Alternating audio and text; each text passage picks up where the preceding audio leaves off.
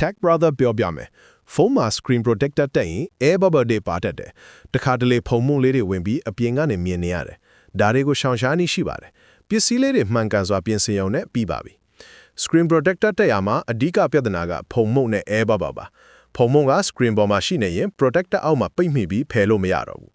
air bubble က protector ကိုမှန်မှန်ကန်ကန်မတက်မိရင်ဖြစ်တတ်တယ်ဒါပေမဲ့သေချာလို့ရင်95%အောင်မြင်နိုင်ပါတယ်အရေးကြီးဆုံးကစိတ်ရှိရှိနဲ့ဖုံမှုန့်ကင်းအောင်တန်ရှင်းရေးလုပ်ဖို့ပါ screen protector တက်နီးအဆင့်3ဆင့်ဖော်ပြပေးလိုက်ပါတယ်ပြင်ဆင်ခြင်းဖုန်းကိုဖုံကင်းတဲ့နေရာမှာထားပါလက်ကိုဆက်ပြာနဲ့သေချာဆေးပါ screen ကို alcohol wipe နဲ့တန်ရှင်းအောင်တုပ်ပါပြီးရင် dust remover sticker နဲ့အဖုံမှုန့်လေးတွေရှိရင်ကတ်ထုတ်ပါဒီအဆင့်ကိုစိတ်ဆက်အောင်လုပ်ထားရင်ကျန်တာအဆင်ပြေပါပြီ hinge method tape နီး screen protector ရဲ့အပေါ်ဘက်အစွန်ကို cortape တစ်ချောင်းနဲ့ဖုန်းကိုကတ်ထားပါဒါက protector ကိုအတိအကျနေရာကျအောင်လုပ်ပေးတယ်ပြီးရင် protector ရဲ့အကာအကွယ် plastic ကိုဖြုတ်ပြီးဖုန်းပေါ်တည်ငင်းစွာပြန်ချလိုက်ပါ air bubble ဖယ်ရှားခြင်း protector ကိုချပြီးသွားရင်အလဲကနေအစွန်းစီကိုပုတ်တန်သို့မဟုတ် plastic ကတ်တစ်ခုနဲ့ညှင်းသားစွာပုတ်ပေးပါတင်းငယ်တဲ့ bubble တွေကရက်အနှဲငယ်အတွင်းသူ့အလိုလိုပျောက်သွားကြပါတယ်မပြောက်ရင်ပြန်ပို့ပေးပါ